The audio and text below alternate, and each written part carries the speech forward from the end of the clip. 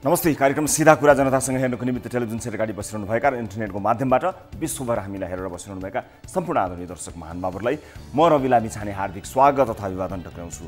धेरै पछि आज फेरि कोभिड-19 कोरोनाका बारेमा केही बताउन गइरहेको छु।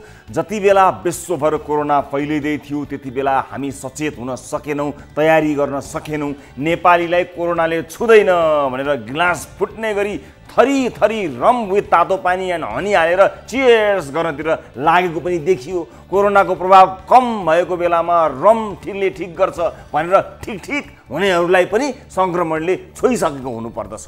दूरदर्शिताको अभाव सबमा थियो। कोही जान्ने पल्टिन त कोही मनोबल बढाउन आइटमका आइडिया दिँदै बस्यौँ। तर डे 1 देखि अनवरत अविरल अथक रूपमा सरकारलाई खबरदारी गर्ने मात्र होइन, सहकार्य गर्न र सहयोग गर्ने वचनबद्धता सहितको सक्रियता देखाउने राजनीतिज्ञहरूमा गगन थापा सम्भवतः अग्रस्थानमा थिए र आजसम्म पनि अग्रस्थानमा छन्। आज मैले फुर्सद निकालेर गगन थापाका हिजोदेखिका आजसम्मका सुझावहरू हेर्न पाएँ। हरेक अपिलमा गगनले उपायहरू सुझाएका छन्। मुलुकमा एकजना मात्र सङ्क्रमित हुँदादेखि आज झन्डै 30,000 सङ्क्रमित हुँदासम्म उनले समयानुकूल सुझाव दिन छोडेका छैनन्। गगन थापाको राजनीतिक दल, उनको दलको सिद्धान्त कार्यशैलीसँग हाम्रो गोरु बेचेको पनि साइनो छैन। तर एक पूर्व स्वास्थ्य मन्त्री र जिम्मेवार जनप्रतिनिधिका रूपमा गगन थापाले निभाएको भूमिकाप्रति एक रत्ती कन्जुस्याइ नगरी प्रशंसा गर्न चाहन्छु। उनी सम्बद्ध दलको शीर्ष नेतृत्व चाहिँ राजनीतिक भागभण्डा, संवैधानिक पदहरूमा भाग खोज्नमा व्यस्त छ। कमजोर प्रतिपक्षी दलभित्रका सशक्त नेताको कोभिड-19 का बेलाको सक्रियताले भविष्यप्रति आशावादी बनाएको चाहिँ छ। स्वास्थ्य मन्त्रालयमा काम गरेको अनुभव सँगालेका गगन थापालाई स्वास्थ्य मन्त्री बनाऊ भन्ने टाइपको कुरा गर्न मिल्दैन। तर उनको होमवर्क, विज्ञ डाक्टरहरूसँगको निरन्तर अन्तर्क्रिया, हरेक फेजमा उनले सुझाएका उपायहरूमा वर्तमान स्वास्थ्य मन्त्रीले अलिकति पनि ध्यान दिए भने त्यसले कालान्तरमा वर्तमान स्वास्थ्य मन्त्री ज्यूकै कार्यकाललाई सफलता दिलाउँछ। यो देशको स्वास्थ्य मन्त्रालयले त आफ्नो भनौँ न प्रगति विवरण सहितको किताब नै निकाल्यो, तर परिणाम हाम्रो health care system almost fail हुने मार्गमा जाँदैछ। सहज अवस्थामा जसले जे जिम्मेवारी लिए पनि हुन्छ, तर विषम परिस्थितिमा नेतृत्वको मूल्याङ्कन हुन्छ। आज एक प्रतिपक्षी दलको नेताको जिम्मेवारीमा रहेका सांसद गगन थापाले जुन सक्रियता देखाएर एक बुँदामा सरकारलाई, स्वास्थ्य मन्त्रीलाई र प्रधानमन्त्रीलाई समेत सुझाएका छन्, त्यसले उनको सिरियसनेस स्पष्ट देखाउँछ। सरकारको आलोचना गर्न त सजिलै सकिन्छ, तर आलोचनासँगै उपायहरू त्यो पनि यथार्थको धरातलमा टेकेर सुझाउन निकै ठुलो तयारी चाहिन्छ। अब त सत्तारूढ पार्टीको झगडा पनि मिलिसक्यो, त्यसैले ढिलै भए पनि एउटा टास्क फोर्स बनाऊ। ढिला त अति नै ढिला भइसक्यो, तैपनि क्षति न्यूनीकरण गर्न गगन जस्ता 8-10 जनालाई मिलाएर एउटा पावरफुल कमिटी बनाउन सकिन्छ। कमिसनको मिसन पनि लगभग पुरा भयो होला। अब त जनताका लागि काम गरौँ न। अस्ति भदौ 2 गते नै पनि गगनले प्रधानमन्त्रीलाई बुझाएको पत्रमा पनि धेरै उपायहरू राखिएका छन्। त्यहाँ अस्पताल केन्द्रित तयारीका कयौँ बुदाहरू छन्। हटस्पटको पहिचान गरी ती स्थानहरूमा कसरी कडाई गर्ने भन्ने बारेमा उपायहरू छन्। परीक्षणको दायरा बढाउनुपर्छ भन्ने कुरा मात्रै छैनन्, त्यसलाई कसरी प्रभावकारी बनाउने भन्ने बारेका कुरा छन्। सिमानादेखि विदेशबाट आएकाहरूका बारेमा र स्वास्थ्यकर्मी सुरक्षा प्रोत्साहनदेखि प्रभावकारी कन्ट्याक्ट ट्रेसिङसम्मका कुराहरू छन्। एकजना सङ्क्रमित देखिएदेखि आजसम्म अनवरत रूपमा सरकारलाई सघाउँछु, लौ न केही गरौँ भनिरहेका गगन थापा र उनी जस्तै कुनै पनि नेतालाई सरकारले प्रतिपक्ष नदेखोस्। अब यो समय सङ्कटको समय हो। यतिखेर सबै मिलेर सङ्कटको सामना गर्नु परेको छ। आज देशका विभिन्न स्थानमा निषेधाज्ञाहरू लगाइएका छन्। सरकारसँग न लकडाउन लगाउँदा प्लानिङ थियो, न खोल्दा प्लानिङ छ। बन्द गर्दा जनताको दैनिकी कसरी चल्यो होला भनेर 1 सेकेन्ड पनि सोचिएन। पुरा 4 महिना शक्ति सङ्घर्षमा बिताएका सत्ताधारी दलका नेताहरूले होटल रेस्टुरेन्टमा मिटिङ गरे, तर यो देशमा दैनिक ज्यालादारी गरेर खाने मान्छेले आफू र आफ्नो जहान परिवारलाई के खुवाएर पाल्यो होला भनेर कहिल्यै सोचेन। पसल बन्द, घर बन्द, हिँडुल बन्द, खबरदार बाहिर निस्केलास् भन्यो सकियो। राज्यले जनतालाई दिनुपर्ने न्यूनतम सेवा सुविधाबारे सोच्नै नपरेपछि यो मुलुक जसले चलाए पनि खासै फरक नपर्ने रहेछ। यस्तो परिस्थितिमा पनि खबरदारीसहित उपाय नै उपाय सुझाएर म मेरो देशको सरकारलाई सघाउन चाहन्छु भनेर अनवरत रूपमा एउटा प्रतिपक्ष दलको नेता मुखले बोलेर मात्र होइन कार्ययोजना सहित प्रस्तुत हुन्छ भने त्यस्तो नेताको तारिफ गरी हौसला बढाउन मलाई 1 सेकेन्ड पनि सोच्नु पर्दैन।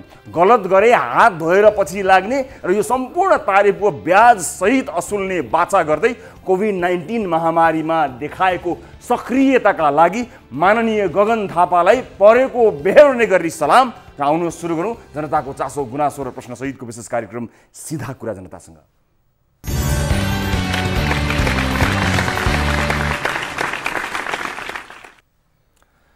ब्रेकपछि स्वागत छ सम्पूर्ण आदरणीय दर्शक महानुभावहरूलाई कार्यक्रम सीधा कुरा जनतासँग अर्को एउटा विशेष एपिसोडका साथमा उपस्थित छौँ। न्युज 24 टेलिभिजनको स्टुडियोबाट लाइभ विभिन्न विषयमा कुराकानी गर्न गइरहेका छौँ। दर्शक महानुभावहरू आज हामी विशेष गरेर कोभिड-19 को पछिल्लो अवस्थाबारे र हामीले अपनाउनु पर्ने सावधानीका बारेमा विशेष गरेर स्वास्थ्य मन्त्रालयका प्रवक्ता डाक्टर जागेश्वर गौतमसँग कुराकानी गरी एक रिपोर्ट सहित तपाईलाई जानकारी गराउने विचार गरेका छौँ। थप सतर्कता अपनाउनु पर्ने अवस्था देखिएको परिप्रेक्ष्यमा आम नागरिकका आम सर्वसाधारणका चासोका विषयहरू उहाँलाई सोध्ने र तपाईलाई सतर्क गराउने र विविध जानकारी गराउने कोसिस आजको कार्यक्रममा विशेष रूपमा गर्नेछौँ। र आजको कार्यक्रममा एउटा बडो आश्चर्यको अथवा बडो होशियार हुनुपर्ने एउटा रिपोर्ट प्रस्तुत गर्न गइरहेका छौँ। भनिन्छ मान्छेको औँठा छाप जब काहीँ कुनै घर जग्गा खरिद बिक्री अथवा कुनै कन्ट्र्याक्ट्सहरू गर्दाखेरि हामी छाप लगाउँछौँ, त्यो छापलाई कसैले स्ट्याम्प बनाएर तपाईले छाप नलगाउँदा पनि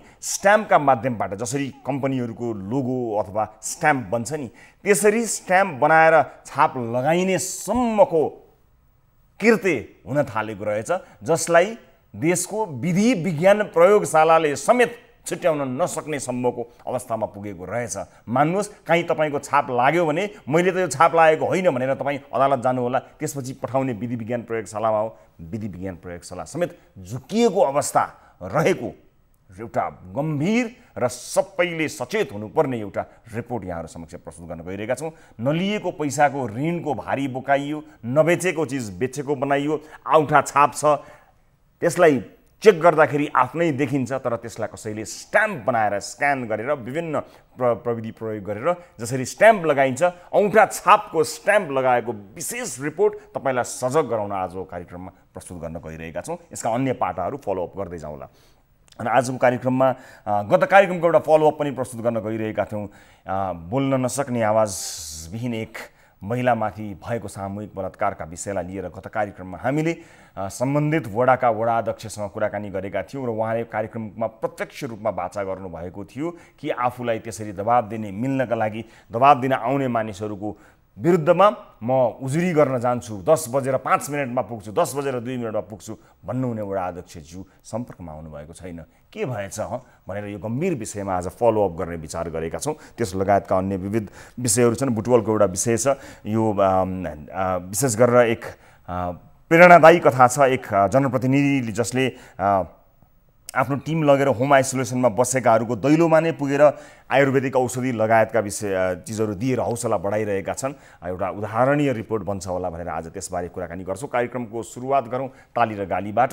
यस अघिको विषय थियो देशको झन्डा जलाउनेलाई 3 वर्ष कैद र 30,000 जरिवाना पर्याप्त छ, ठिकै हो कि भन्नेले तालीमा र यो त अति नै कम भयो भन्नेले गालीमा भोट गर्नुपर्ने थियो, जसमध्ये 9.08% अर्थात् 1245 जनाले तालीमा ठिकै हो भनेर तालीमा भोट गर्नुभएको छ जम्मा भने यो त अति नै कम भयो भन्दै तुलनात्मक रूपमा सर्वाधिक 90.02% अर्थात् 11,495 जनाले गालीमा भोट गर्नुभएको छ। र अब भने आजका लागि हामीले छुट्याएको विषय यस प्रकार रहेको छ। नेकपा विवाद मिले जस्तो छ, अब कोरोना संक्रमण व्यवस्थापन गरी जनताको सेवामा केन्द्रित होलान् कि अब चाहिँ होलान् भन्नेले तालीमा र मिलेका छैनन् अझै केन्द्रित हुनेवाला छैनन् भन्नेले गालीमा भोट गर्नुहोला। भोट गर्नका लागि हाम्रो पात्रोको मोबाइल एप्लिकेसनमा जानुहोला, होम पेजमा रहेको गाली तालीमा क्लिक गर्नुहोला हाम्रो पात्रो एप्लिकेसनको र त्यहाँ गई आफूलाई जुन विषय आफ्नो सहमति जनाउन चाहनुहुन्छ त्यही भोट गरी सार्वजनिक चासोका विषयमा आम सर्वसाधारणको मत जान्ने अवसर प्रदान गरिदिनु हुनको लागि अनुरोध गर्न चाहन्छौँ र तपाईँको अब भोटिङ गर्ने समय चाहिँ सुरु हुन्छ अब र भोटिङ सुरु भइसकेको छ। अब विशेष अपडेट कोरोनाका कारण भनौँ नेपालमा कोरोनाले महामारीको रूप लगभग लिइसकेको छ भन्दा अत्युक्ति नहोला। पछिल्लो 24 घण्टामा मात्रै 6 जनाले संक्रमणकै कारण ज्यान गुमाइसकेका छन् भने 707 जना संक्रमित पछिल्लो 24 घण्टामा भएको जानकारी प्राप्त छ।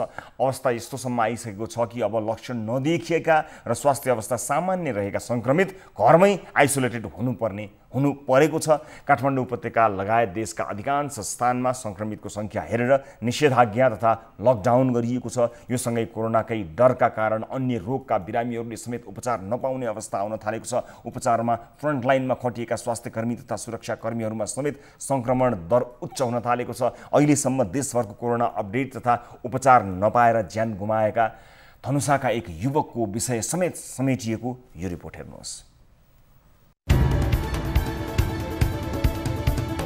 नेपालमा कोरोना भाइरसबाट संक्रमित हुनेको संख्या 29,645 पुगेको छ भने ज्यान गुमाउनेको संख्या 126 जना पुगेको छ। स्वास्थ्य मन्त्रालयका अनुसार पछिल्लो 24 घण्टामा 11,832 जनाको पीसीआर परीक्षण गर्दा 707 जनामा संक्रमण देखिएको हो। साथै पछिल्लो 24 घण्टामा 6 जना संक्रमितले ज्यान गुमाएका छन्। बिहीबारसम्म काठमाडौँ उपत्यकामा जम्मा 2,698 जना संक्रमित भएका छन्। नेपालमा अहिले 11,555 जना सक्रिय संक्रमित छन् भने 11,768 जना क्वारेन्टाइनमा छन्। यस्तै पछिल्लो 24 घण्टामा 264 जना बिरामी निको भएर घर फर्किएसँगै डिस्चार्ज हुनेको संख्या 17,964 पुगेको छ भने देशभर 5,66,220 जनाको पीसीआर परीक्षण गरिएको छ। तर कोरोनाले महामारीको रूप लिइरहेका बेला संक्रमितले अस्पतालको बेड पाउन मुस्किल पर्न लागेको छ। साथै संक्रमितको कन्ट्याक्ट ट्रेसिङमा समेत समस्या हुन थालेको छ। अहिले लक्षण नदेखिएका तथा स्वास्थ्य अवस्था सामान्य रहेका संक्रमित घरमै आइसोलेट भएका छन्। कोरोना संक्रमणको बहानामा अन्य रोगका बिरामीले समेत उपचार पाउन कठिन हुन थालेको छ। बुधबार धनुषामा मृगौला रोगीले डायलिसिस गर्न नपाएका कारण ज्यान गुमाएको घटनाले कोरोनाको डरमा अन्य रोगका बिरामीले उपचार अभावमै ज्यान गुमाउनु पर्ने अवस्था देखिन थालेको छ। धनुषाको सबैला नगरपालिका 2 का मृगौला रोगी 32 वर्षीय प्रमोद कुमार महतोलाई रोगले च्यापेपछि डायलिसिसका लागि प्रादेशिक अस्पताल लगे पनि चिकित्सक नभएको भन्दै फिर्ता पठाएको परिवारको गुनासो छ। श्वास प्रश्वासमा समेत समस्या भएका उनलाई प्रादेशिक अस्पतालले फिर्ता गरेपछि घर फिर्ता लगिएको थियो। धनुषाका पत्रकार बीपी शाहले सामाजिक सञ्जालमा हालेको भिडियोमा प्रमोदको अवस्था निकै दयनीय देखिन्छ। सबैलाई घर अब कति कलको डाक्टर अस्पतालमा यस्तो अवस्थाका बिरामीलाई समेत अस्पतालबाट घर फिर्ता भएको उनलाई एम्बुलेन्सबाट पुनः थाना लैजाने क्रममा बाटोमै निधन भएको थियो। यता प्रादेशिक अस्पतालले भने प्रमोदको उपचारमा अस्पतालका तर्फबाट लापरवाही नभएको जनाएको छ। प्रमोदको मृत्युले कोरोना बाहेक अन्य रोगका बिरामीले अहिलेको अवस्थामा भोग्नु परेको कारुणिक अवस्था देखाउँछ। दर्शक महानुभावहरू, एकातिर कोरोना संक्रमणको अवस्था र अर्कोतिर अन्य विभिन्न किसिमका रोग लागेका मानिसहरूको अवस्था, यसले एक किसिमको जटिलताको आभास पक्कै पनि दिएको छ र कोरोना संक्रमणको अवस्था र अन्य विषयमा कुराकानी गर्न यतिखेर हामीसँग हुनुहुन्छ स्वास्थ्य तथा जनसङ्ख्या मन्त्रालयका प्रवक्ता professor doctor Jageshwar Gautam. Doctor साहब नमस्कार, स्वागत छ यहाँलाई कार्यक्रममा। दर्शक महानुभावहरू, उहाँसँग जोडिने क्रम बाँकी नै रहेछ। हाम्रा साथीहरू उहाँसँग सम्पर्क गराउँदै हुनुहुन्छ। हामी स्वास्थ्य मन्त्रालयसँग जोडिएका विभिन्न विषयमा कुराकानी गर्न गइरहेका छौँ र विशेष गरेर नागरिकले सचेत हुनुपर्ने विषयहरू के कस्ता रहेछन् त्यसबारेमा पनि विशेष प्रश्नहरू अथवा विशेष जानकारी गराउने तयारीमा हामी छौँ र यो सूचना सबैका लागि अत्यन्त महत्त्वपूर्ण हुन्छ। धेरै दर्शक महानुभावहरूले कार्यक्रम हेर्नुहुने भएका कारणले गर्दा पनि यो जानकारी, यो सूचना, यो कुराकानी हामीले यहाँहरू समक्ष प्रस्तुत गर्न सक्दा महत्त्वपूर्ण हुन्छ भन्ने हामीले विश्वास लिएका छौँ र हुन त नियमित रूपमा स्वास्थ्य मन्त्रालयले गर्ने पत्रकार सम्मेलन मार्फत धेरै जिज्ञासाहरू शान्त हुन्छन्, तर त्यसका बावजुद पनि अन्य धेरै प्रश्नहरू हुन सक्दछन्। त्यसलाई प्रतिनिधित्व गर्ने कोसिस हामी गरिरहेका छौँ र प्रवक्ता प्रोफेसर डाक्टर जागेश्वर गौतमसँग सम्पर्क गरी हामी यसबारेमा जानकारी लिने तयारी गरिरहेका छौँ। र दर्शक महानुभावहरू, विशेष गरेर आम नागरिक सचेत हुनुपर्ने अत्यन्त महत्त्वपूर्ण समय आएको छ। जतिखेर संक्रमणको अवस्था भयावह थिएन त्यतिखेर जुन सचेतना अपनाइएको थियो त्यसमा केही लापरवाही भएको हो कि भन्ने आशंका छ र यतिखेर डाक्टर जागेश्वर गौतम हामीसँग भिडियो कल मार्फत जोडिनु भएको छ। म उहाँलाई स्वागत गर्न चाहन्छु। डाक्टर साहब नमस्कार, स्वागत छ यहाँलाई कार्यक्रममा। हजुर डाक्टर साहब सुनिरहनु भएको छ मलाई? नमस्कार, स्वागत छ। नमस्कार। हजुर डाक्टर साहब, अब एउटा चाहिँ आम नागरिकहरू आतंकित होलान्, तर्सेलान्, डराउलान् भन्ने अवस्था एउटा भयो, त्यो संयम मानिसले कायम राखुन् भन्ने एउटा डर एउटा भयो। अर्को स्थितिको वास्तविक अवस्था के छ भन्ने कुरा अर्को अवस्था रह्यो। यो बिचमा बसेर बोल्नु पर्दाखेरि थाहा छैन तपाईँ कुन अवस्थामा हुनुहुन्छ, अथवा त्यो मैले भनेको जस्तो अथवा फरक केही हुन सक्ला। तर वास्तविक अवस्था जे देखिएको छ त्योभन्दा केही भयावह भएको आशंका विभिन्न कोणबाट गरिएका छन्। मैले यसो भन्दा सही हुन्छ? अब मैले त धेरै पहिलेदेखि भन्दै आएको छु। हजुर, कि स्वास्थ्य मन्त्रालयको प्रवक्ता हुनुभन्दा अगाडि पनि 3-4 महिना अवधिदेखि मैले भनिरहेको छु सधैँ कि हामीले चाहिँ जनस्वास्थ्यका मापदण्डहरू फलो नगरेको खण्डमा हामीले चाहिँ यो अवस्थालाई चाहिँ थाम्न सक्दैनौँ भनेर मैले धेरैचोटि सूचना मैले चाहिँ दिइसकेको छु। र अहिले पनि मानिसहरू हामीले एउटा स्टडी गरेका थियौँ, 72% मान्छेले मात्रै काठमाडौँमा मास्क लगाएका छन्, सोसल डिस्टेन्सिङ मेन्टेन गरेका छैनन्, अनि त्यसपछि सानोतिनो काममा पनि घरबाट निस्किरहेको छन् र चाहिँ हात धुने सेनिटाइजर युज गर्ने काम पनि गरेका छैनन्।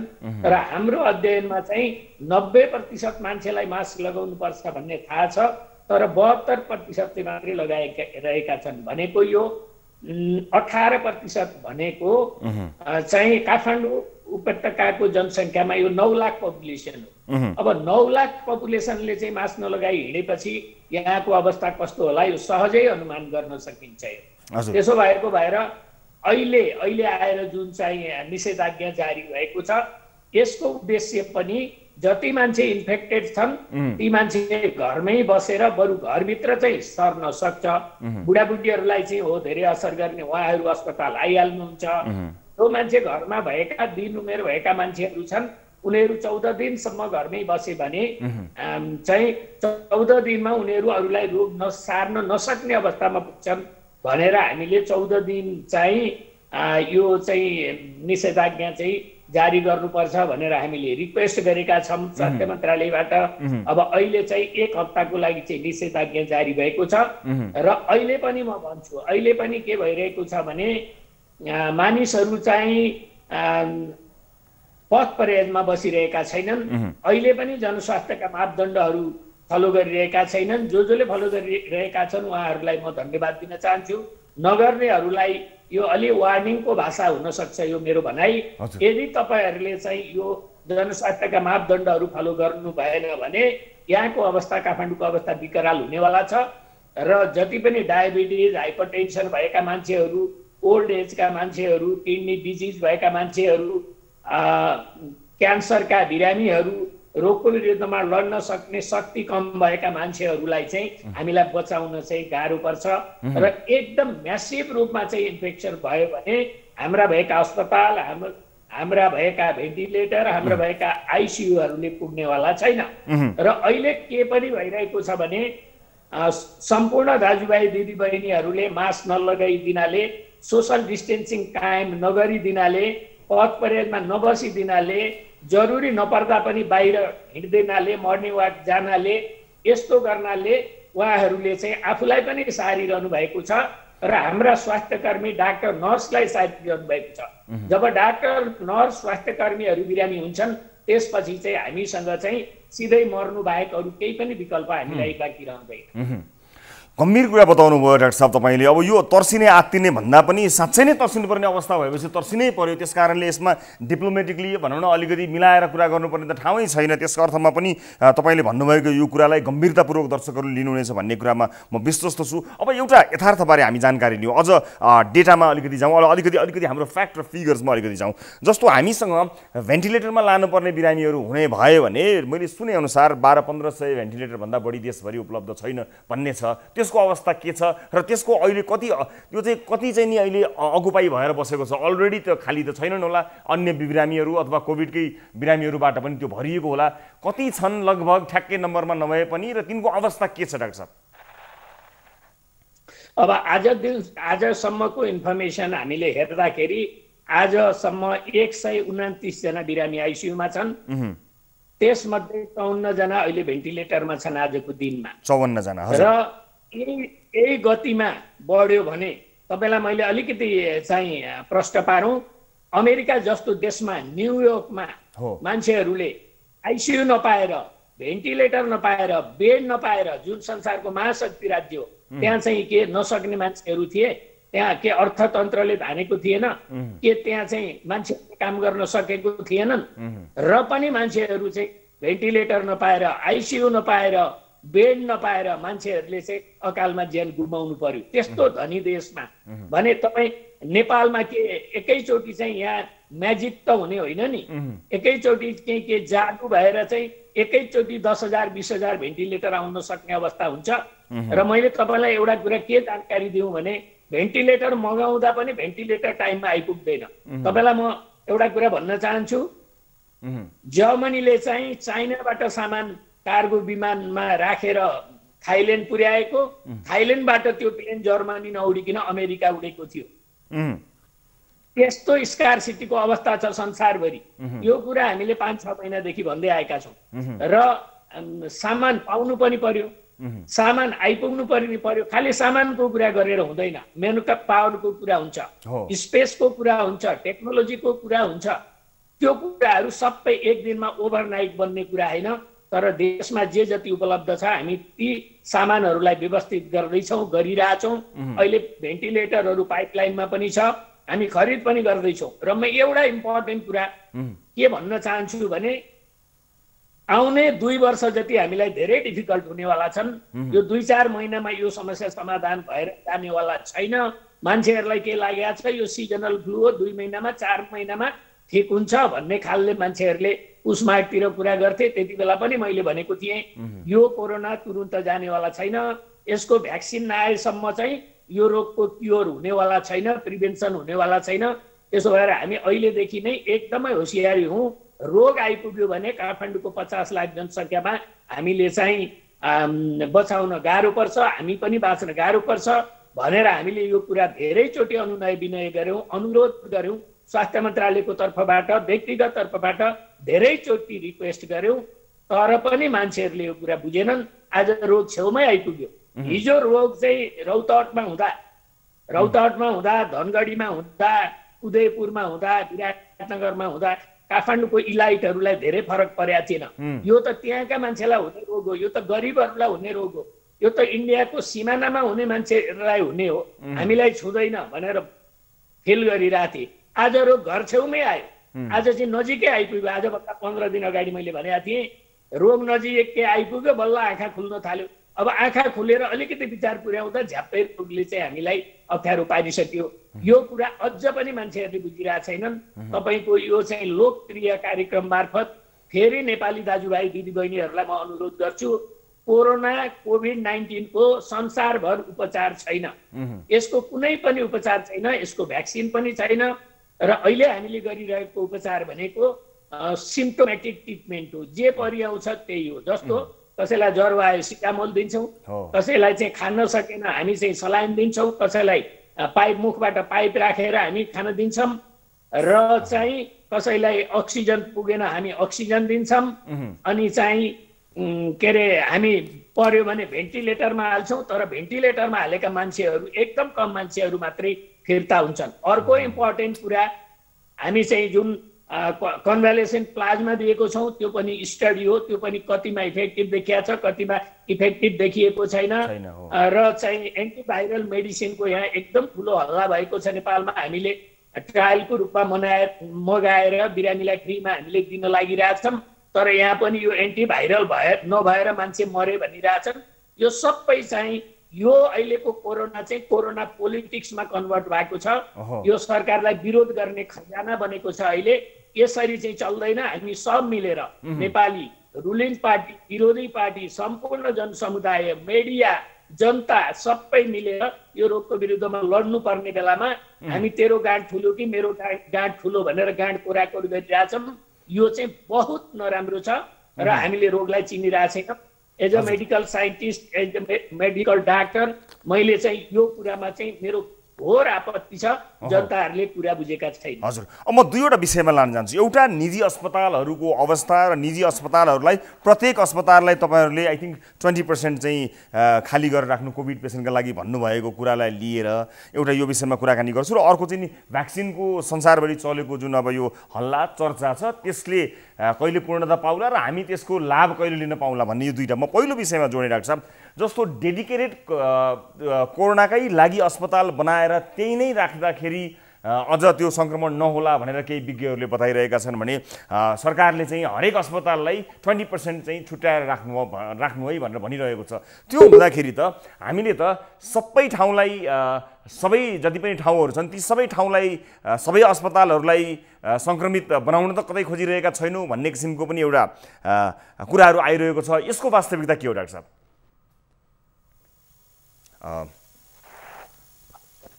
हजुर, अब यहाँ चाहिँ के छ भने हामी नेपालमा बसेर चाहिँ डेभलप कन्ट्रीको आँखाले जनस्वास्थ्यविदहरूले हेरिरहनु भएको छ। नेपालको साधन स्रोत कस्तो छ उहाँहरूलाई कतिलाई थाहा छ, कतिलाई थाहा छैन। कति विदेशबाट भर्खर फर्केर आउनु भएको छ, कति काठमाडौँको चाहिँ 4 भन्ज्याङ कटेर बाहिर जानुभएको छैन, काठमाडौँलाई मात्र उहाँहरूले हेरिरहनु भएको छ। म विनम्रतापूर्वक उहाँहरूलाई अनुरोध गर्न चाहन्छु कि नेपालको साधन स्रोत चाहे त्यो सरकारी होस्, चाहे त्यो सामुदायिक होस्, चाहे त्यो चाहिँ प्राइभेटै किन नहोस्, सबै चाहिँ साधन स्रोतलाई हामीले युटिलाइज गर्नुपर्ने हुन्छ। यो के प्रसङ्गमा भनिएको थियो त्यो कुरा पनि म तपाईँलाई प्रकाश पार्न चाहन्छु। आउने 2-3 वर्ष हामी कोही पनि अस्पतालले म कोरोना बाहेकको उपचार गर्छु भन्यो भने त्यो भ्रम हो। त्यो भ्रम अहिले चिर्नुपर्छ।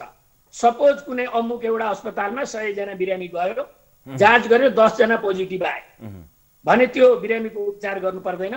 सरकारी अस्पताल र अलरेडी फुल हुन सक्छन् पहिले, अनि त्यति बेला ती बिरामी उहाँले कहाँ पठाउनुहुन्छ? त्यसो भएको भएर त्यति बेला पनि उहाँले त्यहीँ राखेर उपचार गर्नुपर्ने हुन्छ। त्यो उपचार चाहिँ सडनली अकस्मात गर्दा उहाँले धेरै मान्छेलाई सार्न सक्नुहुन्छ, जुन कुरा अहिले नेपालमा भइरहेछ। त्यसो भएर एउटा ब्लक छुट्याउनुहोस्, एउटा वार्ड छुट्याउनुहोस्, मेन पावर ट्रेन गर्नुहोस्, लुगा पिपीको व्यवस्था गर्नुहोस्, अनि त्यसपछि तपाईँकै बिरामीको चाहिँ उपचार गर्नुहोस् प्राइभेटमा।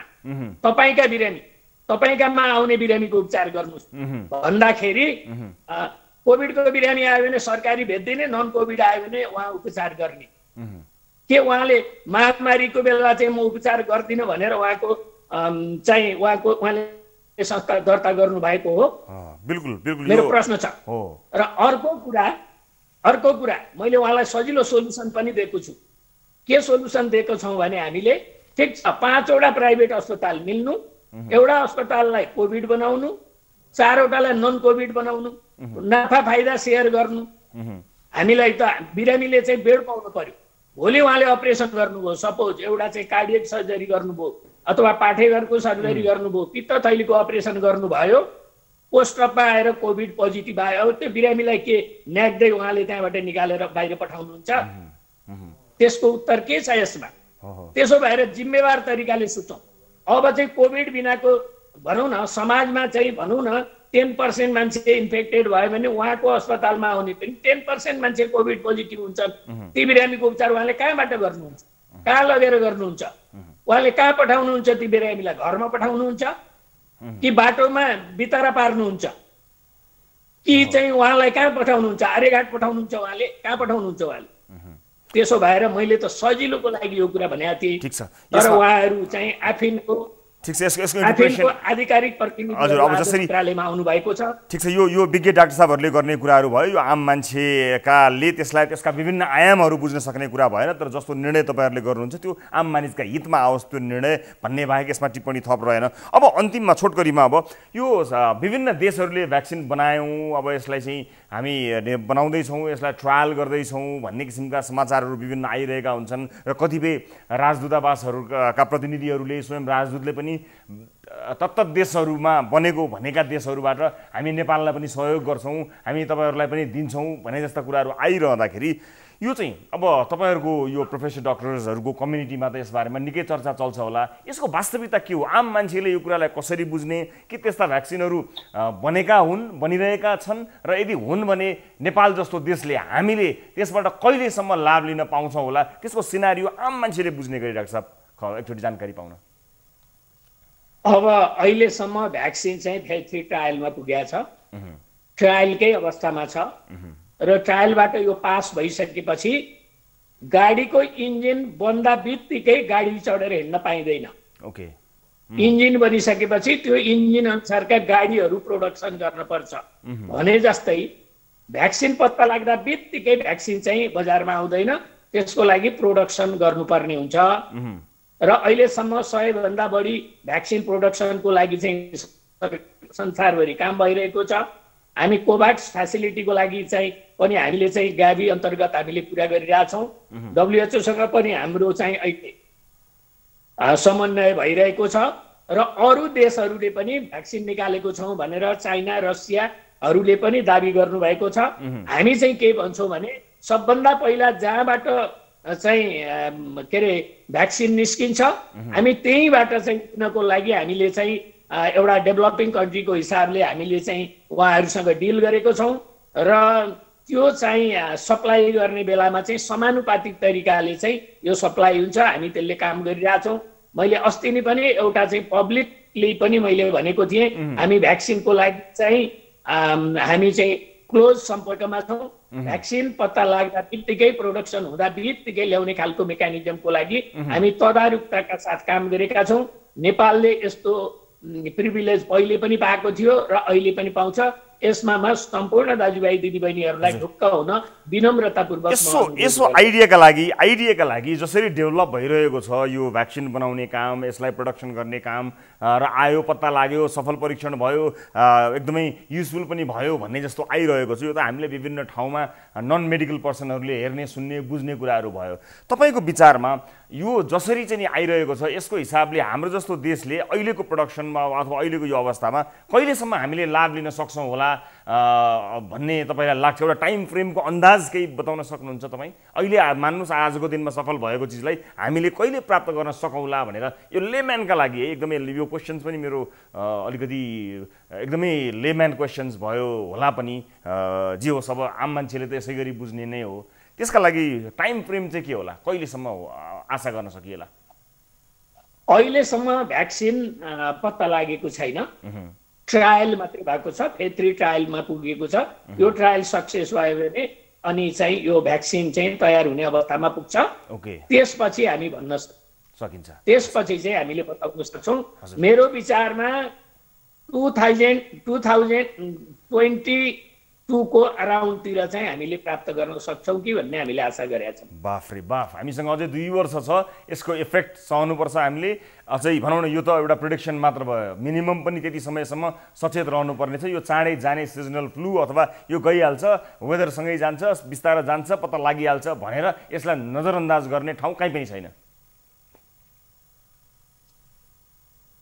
हस् डाक्टर साहब, म यहाँलाई समय र जानकारीको लागि धेरै धेरै धन्यवाद दिन चाहन्छु। हुन त मसँग अन्य रोगका, अन्य दीर्घ रोगीहरूका विषयहरू पनि थिए। मेरा अन्य विषयहरूले गर्दा आज तिनलाई मैले थाती राखेँ। अर्को दिन संयोग मिलाएर डाक्टर साहबसँग अन्य रोगका बिरामीहरूले पाउनुभएको पीडाका बारेमा कुराकानी गर्छु, अथवा तपाईँका नियमित फोरमहरूमा अन्य रोगका बिरामीहरूका बारेमा पनि विशेष गरेर अस्पतालमा ठाउँ नपाएको, विशेष गरेर मृगौला रोगीहरूको अवस्था त अझ बढी दयनीय भएको विषयलाई तपाईँले अन्य प्लेटफर्महरूमा पनि कृपया बताइदिनु होला। धेरैले प्रश्न गर्नुभएको छ। आजलाई भने यो कुराकानीलाई बिट मार्छु। डाक्टर साहब, समय र जानकारीका लागि धेरै धेरै धन्यवाद यहाँलाई। हस्, मेरो पनि धन्यवाद। आदरणीय दर्शक महानुभावहरू, हामीले भर्खरै कुराकानी गऱ्यौँ प्रोफेसर डाक्टर जागेश्वर गौतमसँग र स्थिति भयावह छ भनेर भन्दा मान्छेहरू आत्तिन्छन् भनेर वास्तविकता लुकाउने समय अब आएको छैन, जसरी स्पष्ट रूपमा डाक्टर जागेश्वर गौतमले बताउनु भएको छ अन्य विभिन्न प्लेटफर्ममा र यहीँ पनि भर्खरै उहाँले बताउनु भएको छ। स्थिति भयावह अवस्थामा छ। यदि हामी सचेत नहुने हो, बिना काम निस्कने हो, मास्क नलाइकन हिँडडुल गर्ने हो, कुनै कामै नहुँदा पनि यसै सामान्य मर्निङ वक जस्ता कामहरूमा पनि नगर्नु भन्ने उहाँले सुझाउनु भएको छ। सचेत नभइकन कामै नपर्दा निस्किरहने हो भने स्थिति यस्तो आउँछ कि हामीले अस्पतालमा बेडहरू पाउने छैनौँ, आइसियु रुमहरू पाउने छैनौँ, भेन्टिलेटरहरू पाउने छैनौँ र त्यो स्थितिबाट हामी धेरै टाढा छैनौँ। विशेष गरेर उपत्यका जहाँ धेरै मानिसहरूको बस्ती छ, जहाँ धेरै मानिसहरू बस्दछन्, त्यस्ता ठाउँहरूमा अब समस्या ढोकैमा आइसक्यो। त्यसकारणले गर्दा यसलाई नजरअन्दाज गर्दा हामीले निकै ठुलो क्षति र निकै ठुलो परिणाम भोग्नुपर्ने हुन्छ र कमै मान्छे मात्र भेन्टिलेटरमा गएका कमै मान्छेलाई मात्र बचाउन सकिन्छ। कुनै औषधि छैन, जस्तो सिम्पटम्स देखियो त्यही अनुसारको औषधि दिइरहेका छौँ। स्थिति भयावह छ भन्ने कुरा स्पष्ट रूपमा डाक्टर जागेश्वर गौतमले बताउनु भएको छ। दर्शक महानुभावहरूलाई सचेत हुन विनम्रतापूर्वक अनुरोध गर्छु र आजको अर्को विषयतर्फ लिएर जान चाहन्छु। दर्शक महानुभावहरू, तपाईँहरूले लिँदै नलिएको ऋण तपाईँले लिएको भनी तमसुकमा तपाईँकै औँठा छाप देखायो भने के गर्नुहुन्छ? तपाईँ मेरो औँठा छाप होइन यो भनेर चाहिँ अदालतमा जानुहुन्छ होला। अदालतले त्यो औँठा छाप कसको भनी राष्ट्रिय विधि विज्ञान प्रयोगशालामा पठाउँछ। यहाँसम्म त ठिकै हो, प्रयोगशालाले पनि त्यो औँठा छाप तपाईँकै हो भने चाहिँ के गर्नुहुन्छ? त्यसपछि केही उपाय छैन। हो, रौतहटमा आफूले छाप नै नलगाई मानिसहरू आफ्नो सम्पत्ति अर्कालाई बुझाउन बाध्य भएका छन्। नक्कली छाप बनाउन कुनै पनि व्यक्तिको नागरिकतामा भएको छाप भए पुग्ने रहेछ। नक्कली औँठा छापको स्ट्याम्प बनाउनका लागि सुरुमा कुनै कागजमा कुनै व्यक्तिको औँठा छाप आवश्यक पर्दछ। त्यसलाई स्क्यान गरेर कम्प्युटरमा तानिँदो रहेछ। स्क्यान गरिएको औँठा छापलाई ट्रेसिङ पेपर हुन्छ, त्यो त्यसमा प्रिन्ट गरिँदो रहेछ। उक्त ट्रेसिङ पेपरलाई मसिनमा हालेर स्ट्याम्प, जुन हामी रबर स्ट्याम्प बनाउँछौँ विभिन्न कम्पनीका लोगो अथवा छाप लगाउनको लागि, त्यसलाई त्यो स्ट्याम्प बनाइने रहेछ त्यो छापको। र रिपोर्टिङका क्रममा हामी रौतहट पुग्दा यस विषयमा जानकारी दिनका लागि रौतहट पुग्दा पीडितहरूले हामीलाई आफ्नो गुनासो गरेका थिए। पछि बुझ्दै जाँदा यसरी नक्कली औँठा छाप बनाउन सकिन्छ भन्ने पत्ता लगाएपछि हामीले यो विशेष रिपोर्ट तयार पारेका छौँ। रौतहटबाट स्थानीय सञ्चारकर्मी सञ्जय साहानीको सहयोगमा तयार पारिएको यो स्पेसल रिपोर्ट हेर्नुहोस्। 2 वर्ष अघि रौतहटका राजाराम साहानीको घरमा अदालतको पत्र आयो, जहाँ उनले आफ्ना दाई रामचन्द्र साहानीको छोरा त्रिलोक साहानीसँग 37 लाख लिएको र उक्त पैसा नतिरेकाले उनको 2 कट्ठा 10 धुर जमिन रोक्का गरिएको उल्लेख गरिएको थियो। आफूले कहिल्यै ऋण नलिएको मान्छेले आफ्नो जग्गा रोक्का राखेको देख्दा उनी अचम्ममा परे। उनले अदालत गएर बुझ्दा उनको नाममा 37 लाख रुपियाँ ऋण लिएको उल्लेख गरिएको कपाली कागज बनेको रहेछ, जहाँ उनको औँठा छाप पनि थियो। उक्त कागजमा उनको नाम उल्लेख गरिएको विवरण सबै झुटो थियो। नागरिकता अनुसार उनको नाम राजा साहानी हुनुपर्नेमा त्यहाँ राजाराम साहानी उल्लेख गरिएको थियो। उमेर 38 वर्ष भए पनि कपालीमा 32 वर्ष उल्लेख गरिएको थियो। साथै उनी पढे लेखेका व्यक्ति भएकाले उनी आफै हस्ताक्षर गर्न सक्छन्, तर कागजमा उनको औँठा छाप लगाएको छ। राजाराम साहानीका अनुसार उनले कहिल्यै कागजमा उल्लेख गरिएका व्यक्तिसँग ऋण लिएका छैनन्, न त कुनै कागजमा औँठा छाप नै लगाएका छन्। कागज के मिति राख देल 69 साल हम इनकार दिली कि हमर ठेवा न ले सी। चेक में गेल तो जाली रहे, जाली ठहर हो गया, ओकर दंडो भेल। जमे जगह से संपत्ति रहे रोका करे ले सब फुकवा भे गेल। फुकवा होला के बाद में 10 दिन के बाद फिर अपना बेटा के 37 लाख के मुद्दा कर दिल। फिर बेटा के महाजन बना दिल, हमरा ऋणी बना दिल। त्यसपछि उनी मालपोतका लेखनदास स्नेह यादव कहाँ बुझ्न गए। स्नेहले सुरुमा बताउन आनाकानी गरे पनि पछि पैसाको लालच देखाएपछि उनले सबै कुरा खोले। उनले भारतमा नक्कली औँठा छाप बन्ने गरेको देखि विधि विज्ञान प्रयोगशालाका कर्मचारीलाई जम्मा रकमको 5% रकम बुझाउनु पर्ने समेत बताएका थिए। यो अडियो सुन्नुहोस्। दाल धुआ हो जाता है, लेवल है अपना से कई परसेंट लेवल? 10% से कम न लेवल है। हाँ वो से कम लेवल। हाँ 10% तो लेता हूँ। विधि विज्ञान में होगा नाम रिनोट्स ना है। तू हो रहा वही तो पंडियो जी रहे, वही तो हम ही रही एक में काम भेजे। राकेश की दिनेश सीधे है। एगो मनोज शर्मा श्रीमान के भतीजा कथी ना ओकर विनय शर्मा की कथी नाम, विनय शर्मा का नाम। हाँ ओकरा दोहरो चेक करेला तू निवेदन तो देले था, वही में जल्दी से आदेश करके हटा दो। दोहरो चेक करेला वो वाला के बाद मगर इतना रोके वाला काम न देवा पौड़ी कितना दे कमे है हमनी के काला दे पैसा बेका देलक 2-4-5-10 हजार रुपया दे। अब नाम भेली हम ये से उसला तो अलग से अलग मार देबो अब ऊ लाख मारे लाख मार दे। त्यसपछि राजाराम भारतको बलैगनिया पुगेर आफैले नक्कली औँठा छाप बनाएर विधि विज्ञान प्रयोगशालामा परीक्षणका लागि लगिदिए। यो नक्कली औँठा छाप हेर्नुहोस्।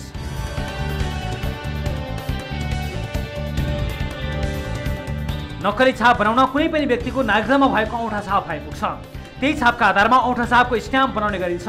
नक्कली औँठा छापको स्ट्याम्प बनाउनका लागि सुरुमा कुनै कागजमा कुनै व्यक्तिको औँठा छाप आवश्यक पर्छ। त्यसलाई स्क्यान गरेर कम्प्युटरमा तानिन्छ। स्क्यान गरिएको औँठा छापलाई ट्रेसिङ पेपरमा प्रिन्ट गरिन्छ। उक्त ट्रेसिङ पेपरलाई मेसिनमा हालेर स्ट्याम्प बनाउने गरिन्छ। यही विधि प्रयोग गरी राजाराम आफैले बनाएको आफ्नै औँलाको यो नक्कली स्ट्याम्प हेर्नुहोस्। यसलाई हामीले यस्तो लगाए अब लगाएर दायाँ बायाँ लगाएर अनि चेक गराउनको लागि हामी फेरि राष्ट्रिय विधि विज्ञान प्रयोगशालामा गयौँ। उहाँले हेर्नुहोस् यो रेखा मिलाएर यो औँठा छाप कसको वास्तव प्रमाणित गर्नको लागि देशलाई पत्याउनको लागि देशले कसैलाई पत्याइरहेको छैन। वास्तवमा रबर स्ट्याम्प बनाए जस्तै उहाँको औँठाको स्ट्याम्प बनाउनु भयो तपाईँ बनाए यहाँ। ओके। तर प्रयोगशालाले उक्त औँठा छाप पनि सक्कली भएको बतायो। पछि राजारामले नक्कली र सक्कली छापको प्रमाणसहित निवेदन पेश गरेपछि प्रयोगशालाले रेखा मिलेको तर प्रकृति फरक रहेको जानकारी दियो। त्यसपछि आफ्ना दाइ रामचन्द्र सहनीले उक्त गिरोहका व्यक्तिसँग मिलेर आफ्नो जग्गा हडप्न खोजेको कुरा राजारामलाई स्पष्ट भयो। यहाँले के रिपोर्ट दिएको छ भने विधि विज्ञानले सादा कागजको शिरमा कोले सङ्केत गरिएको पन्नामा भएका ल्याप्चेहरूसँग यीसँग सादा कागजको शिरमा खले असङ्केत गरिएको पन्नामा भएका ल्याप्चेहरू दुई रेखा गुण आधारमा मिल्छ। यसको आधारमा त कसैको सम्पत्ति जान्छ। यता रौतहटकी महादेव साहनीको समस्या पनि उस्तै छ। आफ्ना स्वर्गीय बाबु खोबरी साहनीलाई ऋणी र भाउजू पियरिया देवीलाई साहु बनाई 8 लाखको नक्कली कागज बनाएर उनको 10 कट्ठा जमिन रोक्का गरिएको महादेवको आरोप छ। 88 वर्षका वृद्धले कसरी किन ऋण लिए महादेवले अहिलेसम्म बुझ्न सकेका छैनन्। आफ्ना ठुला दाइहरूले नै उनको नाममा रहेको जग्गा हडप्ने प्रयास गरेको उनको आरोप छ। त्यस्तै रौतहटको चन्द्रपुर नगरपालिका वडा नम्बर 3 गेडहीका बैजु साईले स्थानीय राम विनय शाह र लेखनदास वीरेन्द्र साहनीले 30 लाखको कागज गराई वीरेन्द्र राजमार्गसँग जोडिएको 2 बिघा जमिन रोक्का गरेको आरोप लगाए। उनका अनुसार उनले कसैसँग ऋण लिएका पनि छैनन् र कागज समेत गरेका छैनन्। 30 लाखको कागज कहाँबाट कसरी आयो उनले अहिलेसम्म बुझ्न सकेका छैनन्। झूठा कागज कह के जाली हम कागज न कैले छी हुनकर कहाँ से जायल कहाँ से ना पटवारी वाही मिल के हमरा पर केस कैले है 30 लाख के हमरा एकर चेक होए के चाहिए उठा के सही छाप होए के चाहिए 2 बीघा जमीन हमारा रोका करा दिया। मालपोत कार्यालयका लेखनदास स्नेह यादवले बताए अनुसार नक्कली औँठा छाप भारतमा बन्छ र त्यसलाई प्रमाणित गर्न नेपालमा प्रयोगशालासम्म सेटिङ हुन्छ। उनका अनुसार यसमा ठूलो गिरोह सक्रिय छ। सोही गिरोहको कृत्यका कारण रौतहटका धेरै मानिसहरूले अदालतको चक्कर काटिरहेका छन्। दर्शक महानुभावहरू, यो अत्यन्त अत्यास लाग्दो अथवा तर्सिनुपर्ने अवस्थाको रिपोर्ट यो हो। यसले धेरै कुरा इङ्गित गर्दछ। विधि विज्ञान प्रयोगशाला नै झुकिएको छ भनेपछि कुनै पनि व्यक्तिको छाप औँठाको छाप नागरिकता अथवा कुनै पनि सरकारी अड्डाहरूमा पाउनु आश्चर्यको कुरा भएन। त्यसलाई लिएर कसैले पनि तपाईँको स्ट्याम्पको दायाँ र बायाँ तपाईँको औँठा छापको दायाँ र बायाँ बनाउन सक्दो रहेछ र तपाईँले ल्याप्चे लगाएको हो भनेर तपाईँलाई जतिको पनि ऋणी बनाउन सक्ने रहेछ। यस्तो गम्भीर यो विषयलाई हामीले आज उठान मात्र गरेका हौँ। यसमा तपाईँलाई सचेत गराउनको निमित्त र विशेष गरेर विधि विज्ञान प्रयोगशाला र आरोप लागे अनुसार विधि विज्ञान प्रयोगशालामा पनि सेटिङ हुन्छ भनिएको छ। त्यो कसैले भनेको आधारमा हामी राष्ट्रिय विधि विज्ञान प्रयोगशाला र त्यससँग सम्बन्ध कसैलाई पनि अहिले औँला उठाउने पक्षमा छैनौँ। तर शङ्काको सुविधा चाहिँ किन पनि दिनुपर्दछ भने भर्खरै हामीले रिपोर्टमा प्रस्तुत गरेका मानिसहरूले आफूले छाप लगाएका होइनन् तर तिनको सम्पत्ति गयो, तिनीहरू ऋणी भए। कसरी ऋणी भए? धेरै मानिसहरू जसले ऋण लिएर के गरेको थाहै छैन र उमेर समूहदेखि लिएर परिवार लाभको जानकारीमा कुनै न कुनै तरिकाले त्यस्ता जानकारीहरू हुने गर्दछ। तर अत्यन्त आश्चर्यजनक तरिकाले यसरी मानिसको औँठा छापलाई रबर स्ट्याम्प जस्तो स्ट्याम्प बनाएर प्रयोग गरियो भने यहाँ धेरै मानिसको सम्पत्ति थाहै नपाई जान सक्दछ। अन्य धेरै सम्झौता, सन्धि सम्झौताहरूमा हस्ताक्षर हुन सक्दछ, त्यसलाई कृत्य हो होइन भनेर प्रमाणित गर्न सकेन विधि विज्ञान प्रयोगशालाले भने त्यो एउटा अत्यन्तै दुःखद घटना बन्न जान्छ, जसको सङ्केत यो रिपोर्टले गरेको छ। यसलाई हामीले एकदमै प्राथमिकताका साथ फलोअप गर्नेछौँ। यसको उठान मात्र आजको कार्यक्रममा गरेका हौँ, सम्बन्धित निकायलाई गम्भीर ध्यान आकर्षण गराउनको निमित्त। एउटा ब्रेक लिन्छौँ, ब्रेकपछि अन्य विषयसहित यहाँहरू समक्ष प्रस्तुत हुन्छौँ। न्युज 24 टेलिभिजनमा तपाईँ हेरिरहनु भएको छ कार्यक्रम सिधा कुरा जनतासँग।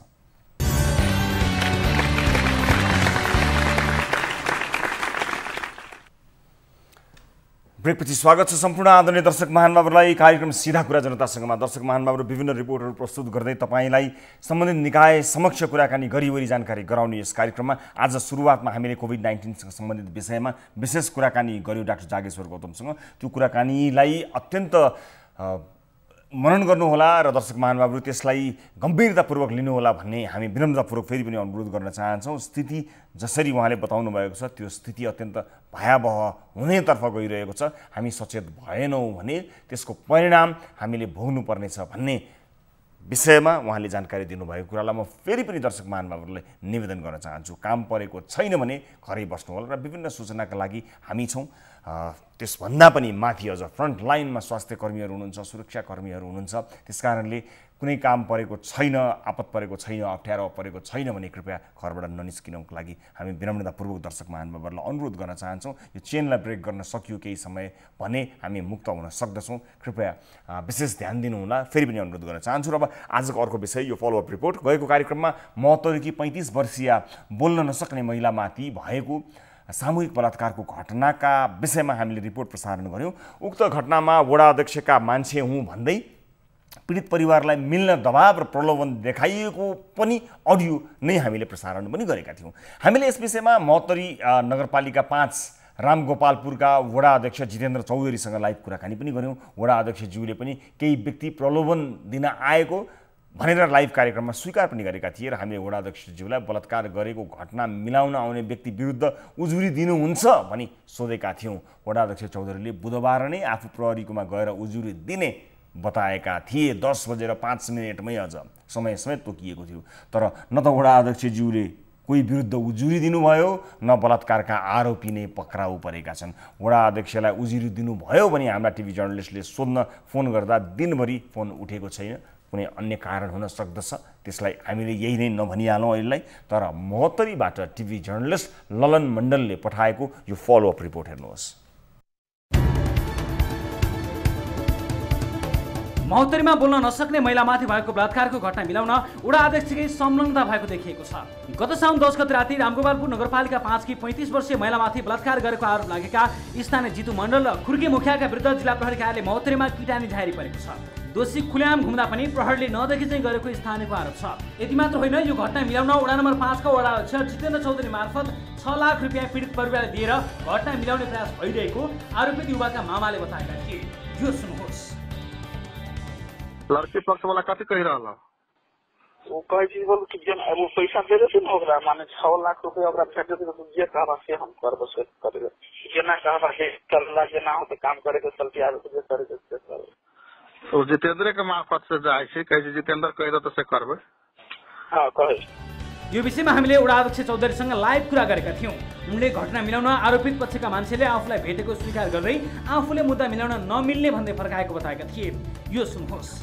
यो मुद्दामा तपाईँ मसित कुरै नगर्नुहोस्, पैसा सैसाको मेरो कुरै छैन। मैले आफ्नो खर्चा तिरेर बाइक दिएर मैले मुद्दाको प्रोसेसमा जारी दिए, मेडिकल गराएँ, औषधि गराएँ, म आफ्नो खर्च लगाएर होइन। आएपछि मैले 2 चोटि मसँग आएको थियो भेट्न। आउँदाखेरि मैले सिधा भनिदिएछु यो विषयमा मसँग कुरा नगर्नुहोस्, यसमा जुन छ मुद्दा हुन्छ त हुन्छ, त्यो बाहेक म अरू केही सहयोग गर्न सक्दैन। साथै उनले आफूलाई प्रलोभनमा पार्न आएका व्यक्तिलाई बुधबार नै कानुनी कारबाही गर्ने समेत बताएका थिए। यो पनि सुन्नुहोस्। त्यो व्यक्तिका विरुद्ध ड्याम्म एउटा निवेदन दिएर यो मान्छे मलाई मिलाउन आएको भनेर भोलि बिहान 10 बजे अफिस खुल्छ, 10 बजेर 2 मिनेट 1 मिनेट 2 मिनेट जाँदा तपाईँको निवेदन प्रहरीमा दर्ता हुन सक्छ? यति मेरो विनम्रतापूर्वक तपाईँलाई प्रश्न र अनुरोध, यस्तो हुन सक्छ? हुन्छ हजुर Thank you so much. हजुरसित गरिरहेको छु म यो भोलि धेरै धन्यवाद। तर अहिलेसम्म पनि न बलात्कार घटनाका आरोपी पक्राउ परेका छन् न त वडा अध्यक्षलाई पैसा लेनदेन गरेर घटना मिलाउ भन्ने व्यक्तिहरू नै पक्राउ परेका छन्। वडा अध्यक्ष चौधरीले कानुनी कारबाही गर्ने बताए पनि अहिलेसम्म पनि कतै उजुरी दिएका छैनन् भने हामीले पटक पटक फोन सम्पर्क गर्दा समेत फोन उठिरहेको छैन। महोत्तरीको रामगोपालपुर नगरपालिका 5 को यो विषय हामीले यसको फलोअप प्रस्तुत गऱ्यौँ र लाइभ कार्यक्रममा यस्तो सङ्गीन यस्तो अपराधमा संलग्नलाई कानुनी दायरामा ल्याउन सकियोस् भनेर हामीले जनप्रतिनिधिसँग कुराकानी गऱ्यौँ। उहाँले प्रत्यक्ष रूपमा हामीलाई बाचा पनि गर्नुभएको थियो। त्यो बाचा पुरा भएको छैन, के कारणले पुरा भएको छैन थाहा छैन, तर हामी भने यस विषयको फलोअप यस कारण पनि गरिरहेका छौँ कि जसमाथि यो कुकृत्य भयो, सामूहिक बलात्कार भयो, उहाँको आवाज छैन, उहाँ बोल्न सक्नुहुन्न। आवाज नभएको मानिस भएर कसैले उहाँको आवाजलाई दबाउन खोज्यो भने त्यो किमार्थ त्यो स्वीकार्य हुने छैन। र यस विषयमा थप कुराकानी गर्न टेलिफोन सम्पर्कमा हुनुहुन्छ महोत्तरीका प्रहरी प्रमुख एसपी टिका बहादुर केसी। एसपी साहब नमस्कार, स्वागत छ यहाँलाई कार्यक्रममा। नमस्कार, धन्यवाद। यो घटनालाई लिएर केही शङ्कास्पद कुराहरू देखियो, जनप्रतिनिधिसँग कुराकानी भएको, मिलाउनका लागि भएका अडियो कलहरू हामीले सार्वजनिक गऱ्यौँ। जाहेरी परेका शङ्कास्पद रहेका आरोपितहरू समातिएका पनि छैनन्, जनप्रतिनिधिको सहयोग पनि देखिएको छैन। यसबारे तपाईँले गहिरो अध्ययन पक्कै पनि गर्नुभएको छ होला। यसलाई कसरी बुझ्ने र अब यो यसको अवस्था चाहिँ के छ, हामीले भनेभन्दा फरक हो कि के अवस्थामा छ यो केस, सरकपट्टि जानकारी पाउन। यो रामगोपालपुर नगरपालिकामा श्रावण 10 गते शनिबार बेलुका एकजना बोल्न नसक्ने महिलामाथि स्थानीय 2 जना युवाहरूले जबरजस्ती क्रमी गरेर फरार भएको भनेर हामीलाई 11 गते जानकारी आयो। हामीले तत्काल स्वास्थ्य परीक्षण लगायत कानुनी प्रक्रिया पुरा गरेर मुद्दा दर्ता गरेका छौँ र फरार अपराधीहरूलाई खोज्ने कार्य इलाका प्रहरी कार्यालय, सम्बन्धित इलाका प्रहरी कार्यालय रामगोपालपुरले खोजिरहेछ र त्यसमा हामीले उच्च प्राथमिकतामा राखेर जिल्लाबाट पनि त्यसको लागि टोली परिचालन गरेका छौँ र यो यस्तो जघन्य अपराधमा मिलाउने दबाउने कार्य गरेको भनेर खुलेमा जो कोही भए पनि हामी उक्त कार्यमा संलग्नहरू कानुनी कारबाहीमा आउँछन्। जुन वडा अध्यक्षको हकमा भन्नुभयो, वडा अध्यक्षलाई हामीले बोलाएर सोधपुछ गर्ने कार्य गर्छौँ र उहाँको यसमा पनि केही संलग्नता देखियो भने उहाँ पनि अनुसन्धानको दायरामा आउनु। जस्तो तपाईँले वडा अध्यक्षज्यूको हकमा सोधपुछ गर्छौँ भनेर भन्नुभयो, अहिले उहाँ त्यो घटनामा मिलाउन लाग्नुभयो भनेर आरोप त होइन, तर उहाँसँग पैसा मिलाउने कुरामा कुराकानी भएको, त्यो अडियो पनि सार्वजनिक भएको र उहाँ आफैले पनि मसँग कुरा आएको थियो भनेर स्वीकारिसकेको अवस्थामा यो कुरा त तपाईँहरूलाई पनि जानकारी नभएको कुरा होइन। हामीले प्रसारण गरेपछि मात्र जानकारी भएको भए हामी अब गर्छौँ भन्दा त्यो कुरा सही होला, तपाईँको त्यसलाई स्वीकार गर्न सकिएला। तर यो कुरा तपाईँहरूको जानकारीमा अहिले आएको र अहिलेसम्म तपाईँहरूले उहाँलाई सम्पर्क एउटा साधारण सोधपुछका लागि को भेट्न आयो, कसरी अफर गरेको थियो, के थियो, अथवा उहाँको कल डिटेल्सहरू अपराध अनुसन्धानका लागि तपाईँहरूले लिनुभएको छैन भने त प्रहरीले पनि गम्भीरतापूर्वक लिएन भन्न पाएँ नि मैले। त्यसो होइन, हाम्रो पहिलो प्राथमिकता अपराधीहरूलाई नै पकड्ने हुन्छ र यसमा चाहिँ अब कल डिटेलहरू हामीले अदालतबाट आदेश लिएर मगाउने कार्य भइरहेछ। अब उहाँका प्रस्ताव आयो भनेर जुन भनेको छ त्यसपछि हामीले उहाँलाई बोलाएर सोधेर अनि अनुसन्धानको दायरामा उहाँलाई कसैले भन्दैमा उहाँ दोषी अहिले हुनुहुन्छ भन्न सक्ने अवस्था बिल्कुल छैन। र अनुसन्धानबाट हामीले के हुन्छ भने उहाँ खुल्यो भने उहाँ पनि को संलग्न हुनुहुन्छ यो त्यो सबैलाई हामीले कानुनी दायरामा ल्याउँछौँ। भनेको तपाईँले त्यसको लागि के प्रयास गर्नुभएको छैन, जस्तो विशेष गरेर जानकारी लिनका लागि है यो प्रयोजन यो अहिले गरिएको यो कुराकानी वडा अध्यक्षज्यूप्रति लक्षित छैन, उहाँलाई बोलाउने प्रयास भएको छ कि छैन अहिलेसम्म तपाईँहरूले? होइन, इलाका प्रहरी कार्यालयलाई हामीले भनिसकेका छौँ। हजुर, उहाँ के भन्छन् अहिले पनि गाउँमै हुनुहुन्छ र यो यहाँ अहिले लकडाउन छ, त्यसले गर्दाखेरि हामी 1-2 दिनमै उहाँलाई यहाँ हाजिर गराउँछौँ। अब यो सीमावर्ती क्षेत्रमा जो आरोपितहरू छन् सीमावर्ती क्षेत्रतिर कतै गएको रहेछन् भने त्यसरी पनि भनौँ न सीमा क्षेत्रका प्रहरीहरू बिचको एकता अथवा यो कार्य गर्ने भनौँ न एकअर्कालाई सहयोग गर्ने जुन एउटा सिलसिला चलेको छ त्यस्तो भएको खण्डमा कि भारततिर गएर लुक्दिएपछि सिद्धियो भन्ने खालको हुन्छ कि अथवा हाम्रो संयन्त्रले त्यहाँ गएका मान्छेलाई पनि खोजेर ल्याउन सक्ने क्षमता राख्दछ? यो हामीले त्यो पाटोबाट पनि हामीले काम गरिरहेछौँ, त्यसमा प्रयासरत छौँ हामी। हजुर, र सहयोग पनि हामीलाई प्राप्त हुन्छ भन्ने पहिला पनि भइरहेछ। त्यसमा हामी आशावादी छौँ। हस्, विशेष गरेर आवाज नभएकी महिला हुनुहुन्छ, उहाँ आफू बोल्न सक्नुहुन्न, आफूलाई परेको अन्याय उहाँले इसारामा नै बताउनु भयो। यस अर्थमा तपाईँ हामी सबै उहाँको आवाज बन्नुपर्ने अवस्था छ। यो जिम्मेवारीलाई नेपाल प्रहरीले पक्कै पनि गम्भीरतापूर्वक लिन्छ भन्ने कुरा म विश्वस्त हुन्छु। यसलाई थप जोड दिनका लागि मैले एसपी साहबसँग कुराकानी गरेँ। आशा गर्दछु हाम्रो यो कुराकानीले यो विषयमा अझ बढी गम्भीरता थपिनेछ। यहाँलाई धन्यवाद दिन चाहन्छु म सबै जानकारी र समयका लागि एसपी साहब। र दर्शक महानुभावहरू, हामीले यस विषयको फलोअप प्रस्तुत गरेका छौँ। यो अत्यन्त गम्भीर विषय छ र पछिल्लो समय लकडाउन भएसँगै कोरोना कहरसँगै विभिन्न किसिमका अपराधका घटनाहरू बढेसँगै यस्ता विषयलाई पनि कार्यक्रममा प्राथमिकताका साथ प्रस्तुत गर्दै जाने हामीले निधो गरेका छौँ। र अब आजको अर्को विषय प्रस्तुत गर्न चाहन्छु दर्शक महानुभावहरू। कोरोना पोजिटिभ देखिएका धेरै व्यक्तिहरू आफै होम आइसोलेसनमा बसिरहेका छन्। होम आइसोलेसनमा बसेका बिरामीहरूको रिपोर्ट नै ढिला आउने, हेरचाह गर्न चिकित्सक नै नआउने, आउन नपाउने, नभ्याउने, औषधि नै नपाउने गुनासाहरू सर्वत्र छन्। तर बुटवल उपमहानगरपालिकाका मेयर शिवराज सुवेदी भने आफ्नो टिम लगेर होम आइसोलेसनमा बसेकाहरूको दैलोमै पुगेर आयुर्वेदिक औषधिहरू दिइरहेका छन्। मेयरको टिमले सङ्क्रमितका परिवारका सदस्यहरूलाई समेत स्वास्थ्य सम्बन्धी जानकारी र उपचारका विषयमा जानकारी समेत गराइरहेको रिपोर्ट प्राप्त भएको छ। मेयर नै यसरी होम आइसोलेसनमा बसेकाहरूलाई औषधि लगेर भेट्न पुगेपछि बिरामीको आत्मबल अझै बलियो भएको पाइएको छ। रूपेन्देहीबाट टिभी जर्नलिस्ट शिव डुम्रेले पठाएको यो रिपोर्ट हेर्नुहोस्। कोरोना संक्रमितको संख्या 29,000 नाग्दै गर्दा अस्पतालको आइसोलेसन बेड अभावमा घरमै आइसोलेसनमा बस्नेको संख्या उच्च हुँदै गएको छ। लक्षण नदेखिएका तथा अवस्था सामान्य भएका संक्रमितलाई घरमै राखिए पनि सरकारले अत्यावश्यक अवस्थामा उद्धार, स्वास्थ्य उपचार तथा रेखदेखमा व्यवस्था गरेको गुनासो बढिरहेको छ। होम आइसोलेसनमा बसेकाहरूको गुनासो सुन्दै बुटवल उपमहानगरपालिकाका मेयर शिवराज सुवेदी सहितको टोली संक्रमितको अवस्था बुझ्न आयुर्वेदिक औषधि बोकेर घरमै पुगिरहेको छ। आइसोलेसनमा बसेका संक्रमित र उनीहरूको परिवारको आत्मबल बढाउन घर दैलोमा पुगेको मेयर सुवेदी बताउँछन्। बिहानदेखि 24 घण्टा के गर्नुपर्छ कार्यतालिका, पहिला उठ्ने बित्तिकै के खाने, कस्तो व्यायाम गर्ने, अनि कस्तो कुरा सोच्ने, मानसिक शारीरिक रूपमा आफूलाई अग्रस्त कसरी राख्ने भन्ने कुराको तालिका पनि छ। त्यो तालिकालाई चाहिँ अपनाउने र तपाईँलाई कुनै अप्ठ्यारो पऱ्यो भने त्यहाँ सूचना गर्ने फोन नम्बर पनि छ। तपाईँलाई अप्ठ्यारो पर्ने बित्तिकै वडाध्यक्ष यहाँ हुनुहुन्छ, तुरुन्त त्यो सम्पर्कमा गरेपछि हजुरलाई एम्बुलेन्स आउँछ, हाम्रो आघातमा विशेष व्यवस्था पनि छ। त्यसो भएर त्यो सबै कुरा छ, मलाई केही हुँदैन र मेरो साथमा सबै हुनुहुन्छ भनेर छरछिमेकी दाजुभाइ यहाँ जति सुन्ने हुनुहुन्छ सबैले पनि उहाँलाई चाहिँ सहयोग गर्ने, सबै छरछिमेकीहरूले हौसला दिने होइन, यसलाई त यस्तो परेछ भनेर होइन, मानसिक रूपमा त्यस्तो केही यो खालको व्यवहार गरेर हामीले कोरोनालाई जित्नुपर्छ।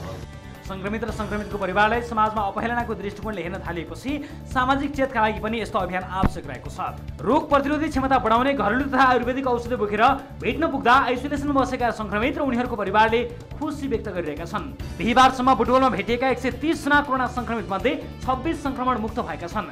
संक्रमित मध्ये 40% मात्रै अस्पतालमा छन् भने अन्य लक्षण नदेखेकाहरू घरमै आइसोलेट भएको बुटवल उपमहानगरपालिकाले जनाएको छ।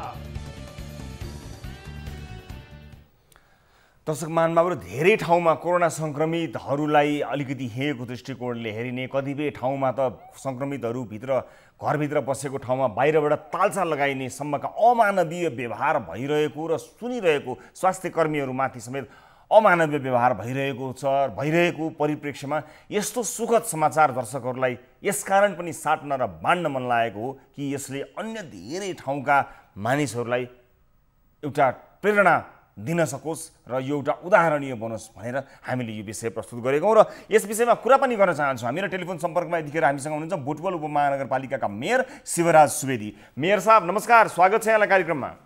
नमस्ते। नमस्ते मेयर साहब, गजब मलाई त असाध्यै राम्रो लागेर यसबारेमा तपाईँसँग कुराकानी गर्ने र तपाईँको विषयलाई हामीले रिपोर्ट गर्ने विचार गऱ्यौँ। धेरै ठाउँमा यो संक्रमितहरूलाई अलिकति हेप्ने अथवा तालचाल लगाइदिने, ब्यानर झुन्डाइदिने यस्तो किसिमको दुर्व्यवहार भइरहेको परिप्रेक्ष्यमा तपाईँ घरै गएर आत्मबल बढाउने, आफूलाई लागेका भनौँ न अब यो रोग प्रतिरोधी क्षमता बढाउने औषधि लगायतका आयुर्वेदिक औषधि दिने भनौँ न तपाईँले अरूहरूलाई पनि सम्झाउने गर्नुभयो, असाध्यै राम्रो काम गर्नुभएको हुनाले मैले तपाईँसँग कुराकानी गरी दर्शकहरूलाई जानकारी गराउने, तपाईँ मार्फत अरूलाई प्रेरणा दिने विचार गरेँ। के कस्तो अवस्था छ, कहाँ कहाँ पुग्नु भएको छ, कसलाई भेट्नु भएको छ, के प्रतिक्रिया पाउनु भएको छ, मेयर साहब सुनौ न। अहिलेसम्म जो हाम्रो चाहिँ एन्फा आइसोलेसनमा हुनुहुन्छ उहाँहरूलाई नियमित हाम्रो स्वास्थ्य कर्मीले योग व्यायाम गराउने र हामीले चाहिँ गुर्जो अनि त्यसपछि चाहिँ यो अमलाको चूर्ण यी दुईटा आयुर्वेदिक औषधि र त्यसपछि चाहिँ एलोपेथीमा चाहिँ भिटामिन डी सी ई जुन आवश्यक भनेर चाहिँ यस्तो यो कोरोना संक्रमणको बेलामा आवश्यक पर्छ त्यो चाहिँ एलोपेथी औषधि सँगै हामीले चाहिँ आफ्नो एन्फा आइसोलेसनमा चलाइरहेका थियौँ। त्यसले चाहिँ बिरामीहरूलाई अत्यन्त राम्रो भइरहेको थियो। त्यसलाई अब होम आइसोलेसनमा रहनुभएका दाजुभाइ दिदीबहिनीहरूलाई पनि सामाजिक रूपमा पनि उहाँहरूको छर छिमेकीहरूको व्यवहार एकदम सन्तुलित र राम्रो होस्, किनभने अब यो सङ्क्रमण ज्यादै बढ्दै गयो भने हाम्रा हस्पिटलहरू खाली लक्षण देखिएकाहरूका लागि मात्रै व्यवस्थापन गर्नुपर्ने र लक्षण नदेखिएका सङ्क्रमित दाजुभाइ दिदीबहिनीहरू घरमै बसेर स्वअनुशासनमा बसेर मानसिक तथा शारीरिक अभ्यास गरेर त्यसपछि त्यो एउटा सङ्क्रमितले कसरी सङ्क्रमणबाट मुक्त हुन सक्दछ भन्ने हामीले 24 घण्टे एउटा क्यालेन्डर छ। ऊ कति बेला उठ्ने, कति बेला के खाने, कति बेला सुत्ने, कति बेला व्यायाम गर्ने, कस्तो व्यायाम गर्ने भन्ने विषय समेत योगका विज्ञहरूसँग र आयुर्वेदिक विज्ञहरूसित सरसल्लाह गरेर एउटा चाहिँ हामीले चाहिँ तालिका पनि उहाँहरूलाई दिएका छौँ र अप्ठ्यारो पर्दाखेरि होम आइसोलेसनमा हुनुहुन्छ कुनै पनि बेला यो फोन नम्बरमा सम्पर्क गर्ने र हामी वडा स्तरीय जनप्रतिनिधि साथीलाई चाहिँ सँगै लगेका हुन्छौँ र नजिकको तपाईँको जनप्रतिनिधिलाई सूचना गर्नुहोस्, तपाईँको घरमै एम्बुलेन्स आउँछ। तपाईँलाई चाहिँ जस्तो सुकै अवस्थामा भेन्टिलेटर चाहिएको अवस्थामा पनि हामीले त्यसको पनि अहिले थोरै सङ्ख्यामा भए पनि 8वटा भेन्टिलेटर सहितको हामीले कोरोना विशेष अस्पताल पनि बनाएका छौँ।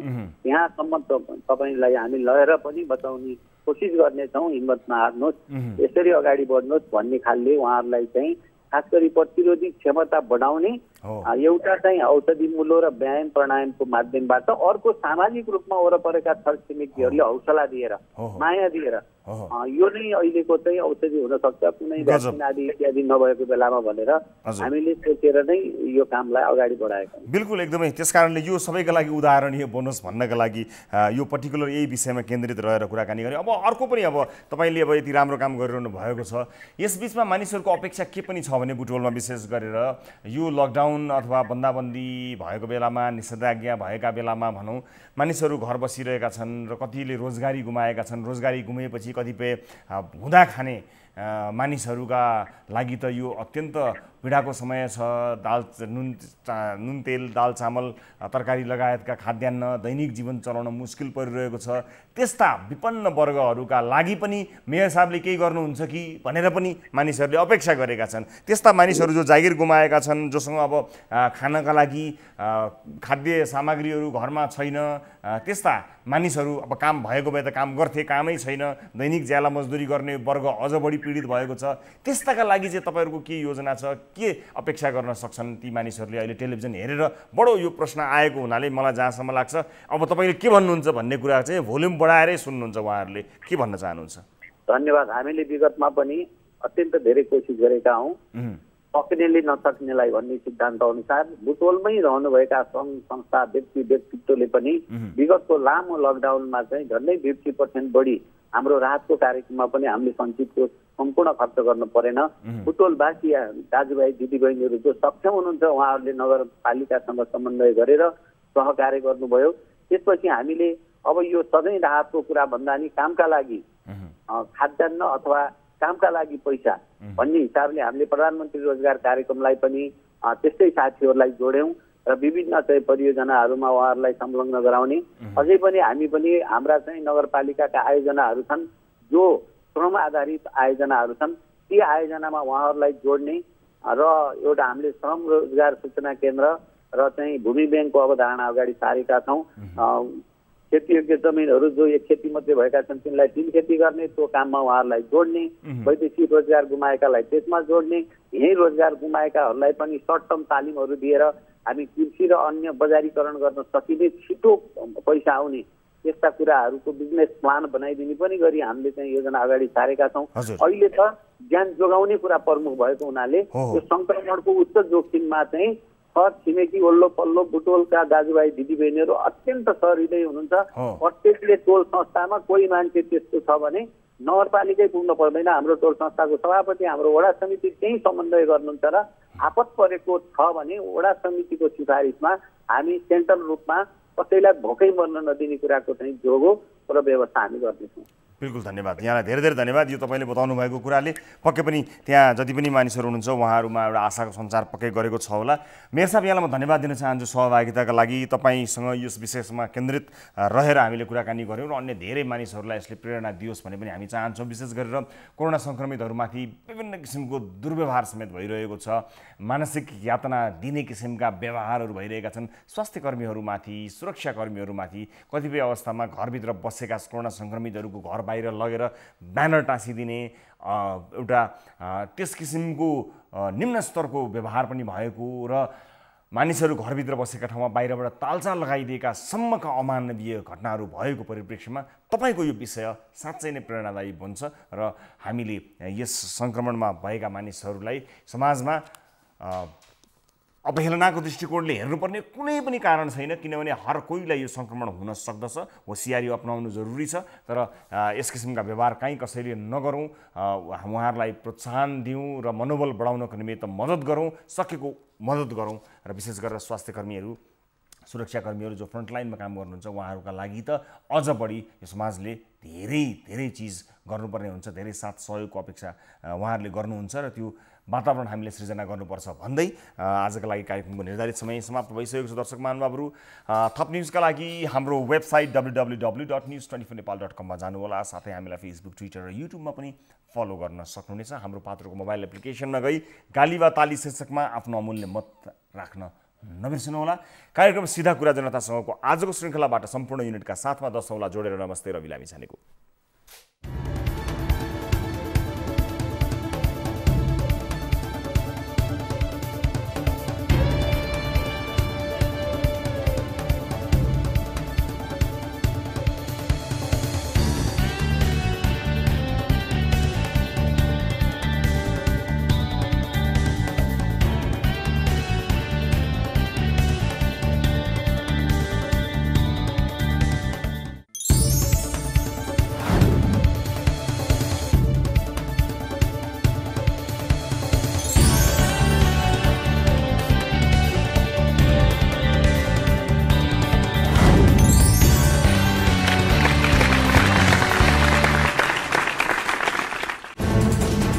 कोरोनाले सृजना गरेको सङ्कटमा पल पलका न्युज अपडेट र हर क्षेत्रको कभरेजका लागि न्युज 24 नेपाल युट्युब च्यानललाई सब्स्क्राइब गर्नुहोला।